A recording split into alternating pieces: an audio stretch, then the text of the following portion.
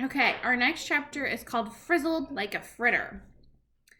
All the women, or rather the witches, were now sitting motionless in their chairs and staring as though hypnotized at somebody who had suddenly appeared on the platform.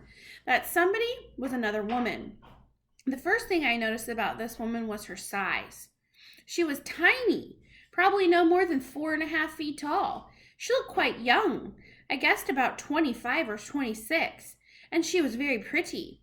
She had on a rather stylish long black dress that reached to the ground, and she wore black gloves that came up to her elbows. Unlike the others, she wasn't wearing a hat. She didn't look to me like a witch at all, but she couldn't possibly not be one.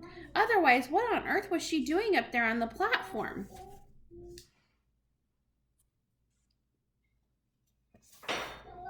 And why, for heaven's sake, were all the other witches gazing at her with such a mixture of adoration, awe, and fear? Very slowly, the young lady on the platform raised her hands to her face. I saw her gloved fingers unhooking something behind her ears, and then she caught hold of her cheeks and lifted her face clean away. The whole of that pretty face came away in her hands. It was a mask. As she took off the mask, she turned sideways and placed it carefully upon a small table nearby. And when she turned around again and faced us, I nearly screamed out loud. That face of hers was the most frightful and frightening thing I have ever seen. Just looking at it gave me shakes all over. It was so crumpled and wizened, so shrunken and shriveled. It looked as though it had been pickled in vinegar. It was a fearsome and ghastly sight. There was something terribly wrong with it, something foul and putrid and decayed. It seemed quite literally to be rotting away at the edges, and in the middle of the face, around the mouth and cheeks, I could see the skin all cankered and worm-eaten, as though maggots were working away in there. There are times when something is so frightful you become mesmerized by it and you can't look away. I was like that now. I was transfixed. I was numbed. I was magnetized by the sheer horror of the woman's features. But there was more to it than that. There was a look of serpents in those eyes of hers as they flashed around the audience.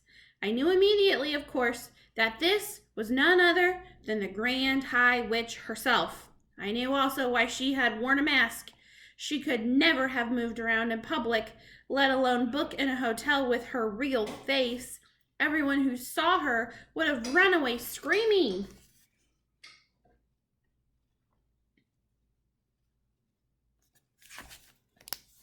"The doors!" shouted the Grand High Witch in a voice that filled the room and bounced around the walls. "Are they chained and bolted?" "The doors are chained and bolted, your grandness," answered a voice in the audience. The brilliant snake eyes that were set so deep in that dreadful, rotting, worm-eaten face glared unblinkingly at the witches who sat facing her. "You may remove your gloves," she shouted. Her voice, I noticed, had that same hard metallic quality as the voice of the witch I had met under the conker tree, only it was far louder and much harsher. It rasped, it grated, it snarled, it scraped. It shrieked and it growled. Everyone in the room was peeling off their gloves. I was watching the hands of those in the back row. I wanted very much to see what their fingers looked like and whether my grandmother had been right.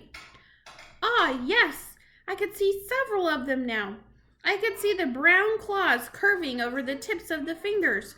They were about 2 inches long, those claws, and sharp at the ends.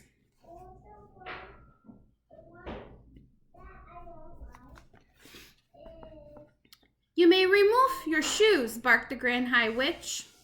I heard a sigh of relief going up from all the witches in the room as they kicked off their narrow, high-heeled shoes. And then I got a glimpse under the chairs of several pairs of stockinged feet, square and completely toeless. Revolting they were, as though the toes had been sliced away from the feet with the carving knife.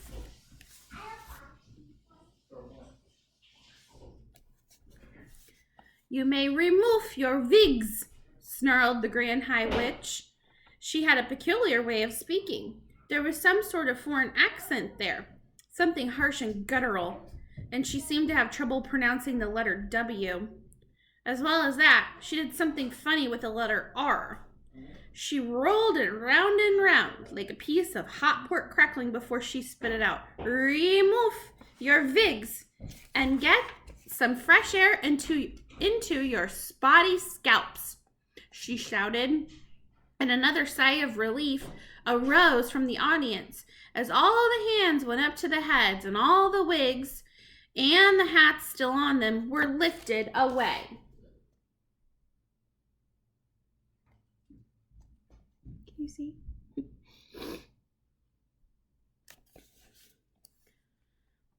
Now there appeared in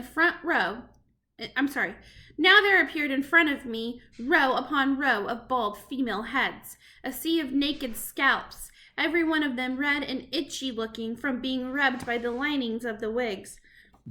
I simply cannot tell you how awful they are, and somehow the whole sight was made more grotesque because underneath those frightful scabby bald heads, the bodies were dressed in fashionable and rather pretty clothes. It was monstrous. It was unnatural. Oh, heavens, I thought. Oh, help.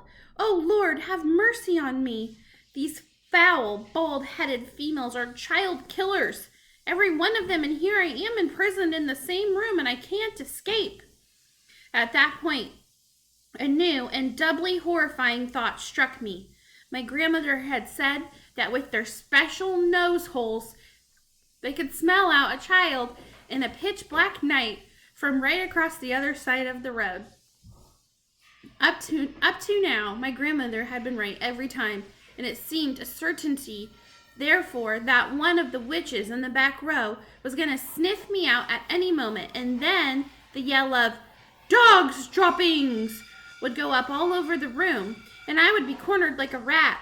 I knelt on the carpet behind the screen, hardly daring to breathe. Then I suddenly remembered another very important thing my grandmother had told me. "The dirtier you are," she had said, "the harder it is for a witch to smell you." How long since I had last had a bath? Not for ages.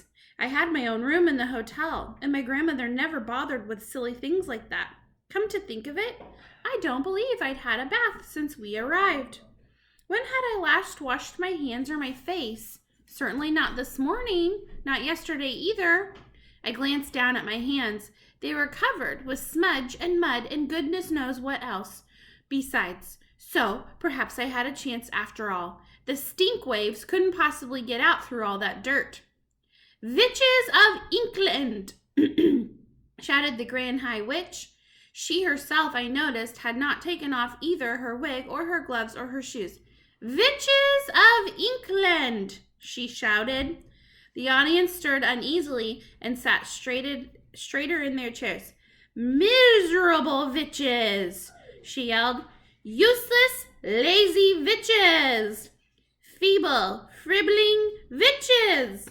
You are a heap of idle, good-for-nothing worms." A shudder went through the audience. The Grand High Witch was clearly in an ugly mood, and they knew it. I had a feeling that something awful was going to happen soon. "I am having my breakfast this morning," cried the Grand High Witch, "and I am looking out the window at the beach. And what am I seeing? I am asking you, what am I seeing? I am seeing a revolting sight. I am seeing hundreds. I am seeing thousands of rotten, repulsive little children playing on the sand. It is putting me right off my food. Why have you not got rid of them?" she screamed. "Why have you not rubbed them all out? These filthy, smelly children." With each word she spoke, flecks of pale blue phlegm shot out from her mouth like little bullets. Please say that again. "I am asking you why?" she screamed. Nobody answered her question. "Children smell," she screamed. "They stink out the world. We do not want these children around here." The bald heads in the audience all nodded vigorously. "One child a week is no good to me," the Grand High Witch cried out. "Is that the best you can do?" "We will do much better," murmured the audience. "We will do much better." I'm going to stop and then start the video again.